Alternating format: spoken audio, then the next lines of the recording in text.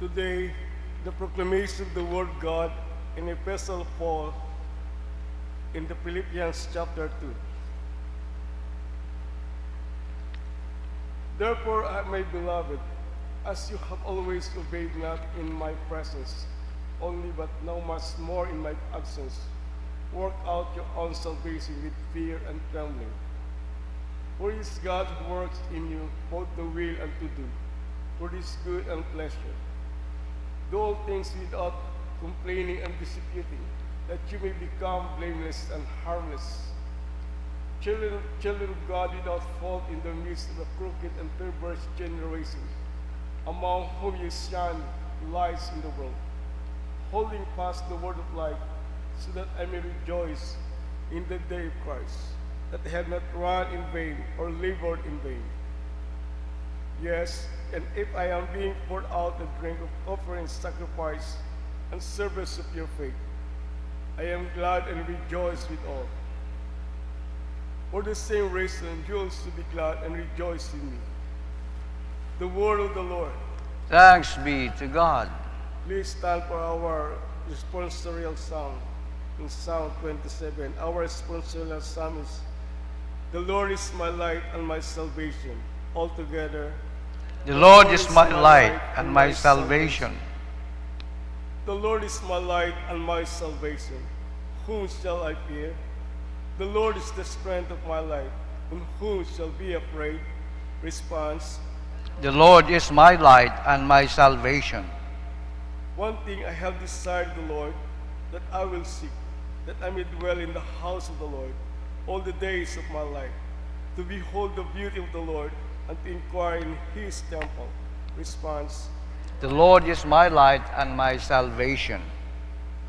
I have lost heart unless I have believed that I will see the goodness of the Lord in the land of the living. Wait on the Lord, be of good courage, he shall strengthen your heart. Wait, I say on the Lord. Response: The Lord is my light and my salvation. Glory be to the Father, and to the Son, and to the Holy Spirit. As it was in the beginning, is now, and ever shall be, world without end. Amen.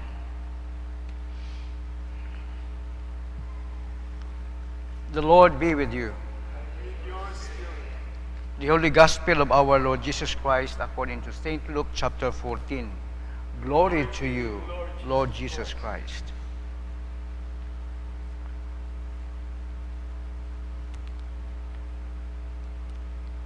Now great multitudes went with him, and he turned and said to them, If anyone comes to me and does not hate his father and mother, wife and children, brothers and sisters, yes, and his own life also, he cannot be my disciple. And whoever does not bear his cross and come after me cannot be my disciple. For which of you, intending to build a tower, does not sit down first and count the cost, whether it has enough to finish it, lest, after he has laid the foundation, and is not able to finish, all who is it begin to mock him, saying, This man began to build and was not able to finish. Or what king going to make war against another king does not sit down first and consider whether he is able with 10,000 to meet him who comes against him with 20,000? Or else, while the other is still a great way off, he sends a delegation and asks conditions of peace. So likewise, whoever of you does not forsake all that he has cannot be my disciple. The Gospel of the Lord. Praise to you, Lord Jesus Christ. You may be seated. Good morning. Today is Wednesday after the 31st Sunday in Ordinary Time, and we are nearing the ending of the liturgical year, Year B. Raton nga, Ibanghilyo makarong adlaw hay pirmi man natong nabatian, kita mismo hay atong bang paninon ay atong paninuhon bagay atong yun lang habanag-banag sa atong pagpanghabuhi. Galing kung imo nga basahon literally haman sa bukod mayad aman hay kondisyon ni Ginoo hay whoever does not hate his father or mother, wife or children, sisters or brothers cannot be my disciple. And what is that? But before we go on, ato anay nga paninuhon nga atong ebanghelyo ay nagatao kato ni direction nga our abiding in the lordship of Jesus Christ must mean to us life and destiny. Pero paghari ba ni Ginoong Hesus sa atong pagpangabuhi, yun nga kabig natin mo nga atong mong Ginoo, ay dapat kabuhi ra naton ang destinasyon. Ay kung hindi naton tawat haygara, ay Lord man lang imaw. Lord man lang imaw. Pas man baga sa harianon ng pagpangabuhi nga, what is that kind of king to me? Bahalat imaw ron ay hari imaw, ako ay ordinaryo. No. Kung ano lahat hari, ag ikaw ay anang sumuunod, gabinipisyo ka man, pas man doon sa atong bagay. Kung ano ay tatay, ag na pahigahan ta imaw nga leader, ay kung ano anay maman aton. Pero kung aton bagang basahon do verse 26 nga nagahambay, kung naakig dapat akig ka sa ginikanan, ay kung hindi ka maakig kanda ay bukod ka akong disipulo. No, it does not mean like that as intense. Pero pinagusto nga bagon karahay, higugmaon mo ro Diyos gabaw sa tanan, is as in following the commandment of God. Love God above all and love one another. So anang ginapahigan nito atong Ginoo hay, kumbaga sa atong chimpo atong gahambag imaw, pero mga tao hay abot priority. Bisan do paghari at Ginoo nga haron yun sa lang katubang, ay di nanda mapahigahan. Ngani paghambag, whoever does not hate his father or mother, ay mas intense baga. Pero pag pangutan na o pagbagay paghambag atong Ginoo kanda, agud maintindihan nanda ang lumando it Diyos dapat ay masunod. Love God above all and love one another. So verse 27 ay, who does not take his cross cannot be my disciple. Gusto mo bago na kung ibato nyo natin si Ginoong Hesus as Lord and Savior of our lives, dapat do responsibilidad niya alam ang kato ng gintao, ay aton man yung himuon nga may disposisyon. Bukod baga sige ang kitang inobra, kung ato nga responsibilidad, wa man ato ginapinuhat mayad kung ano direksyon. Si bukod do yun. Kung Lord naton si Lord, ay Lord yun ta imaw.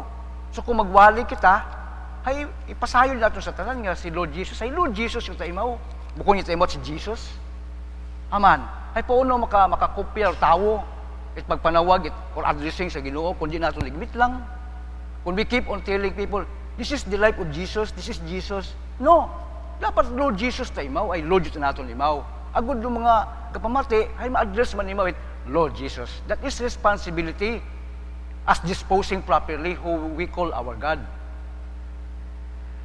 Pero, verse 28, 30, 31, 32, ay masyado man nga intense kung atong pamatian. Ang daya ay pa-dumdum katon nga atong pagsunod sa atong Ginoo is not just nga matikang at kita nga wa kita gapunino o wa kita plano. Haman, pero plano it Diyos hay maipakilaga imaw sa tanan nga tawo. And these are His plans nga dapat sundan naton.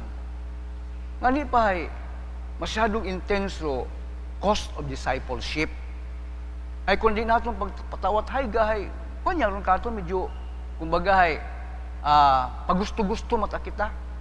Wat lagi hapon naton limaw ginatawit hayga sa atong adlaw-adlaw pagpangabuhi. One of those ay sige padumdum katon ni Father Dick Anay ay muuno man na kita magpanguros. Tapos saging tulo man katon doon ko ni Father Wicks nga to. Muuno man na kita magpanguros. Ay, may aton yun yung standard nga pagpangulos sa CEC. Mangulos kita mahura. Ay, we still not keep on doing that. Ay, pauno kita kopyaw tawo. Pauno identity at CEC rayon sa ibang tawo. Wa man nun dayon. Kung bagay, take for granted yun natin sa atong asayran. So, layo nga lang mga bagay, ay padumdum ka sa Ginoo, na kumatuod kitang ana mga disipulo, ay tawan tayo mo tayga.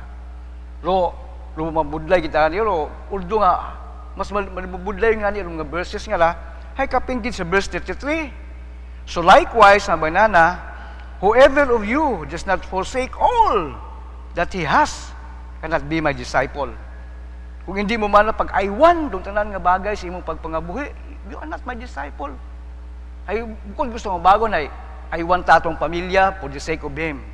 I want tatong trabaho for the sake of Him. Gusto mo bago na takarahay, make Him the first. Make Him the first of all our priorities. Amen? Imaw tatong priority. I have many things to do. Adlaw-adlaw.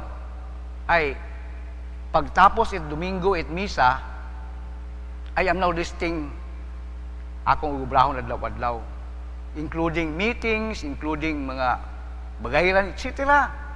But, in my life today, agkapin nga itong naborn again ako, I make God my priority. Bihira mo ako mabatian nga, gahambagat ako, Jesus, Lord Jesus, na akong address ka na, aman, ay baton ko tayo nga akong Diyos, at manguguwas. He is now my Lord and my Savior. So what will I address Him? What will I address Him? I address Him, Lord Jesus. Agod do ibang kapamatay ka ako na tama man. Lord Jesus na imaway. Making Him the first among my priorities. Siyempre, pag busy ka nga tao, abo imong priority, abo imong ublahon. Hamat nag-abo imong ublahon, hamat nag-abo imong priority, ay abo imong nga sayran eh. Ay kung wakat na sayran, ay waman ko ublahon. Wakamat priority.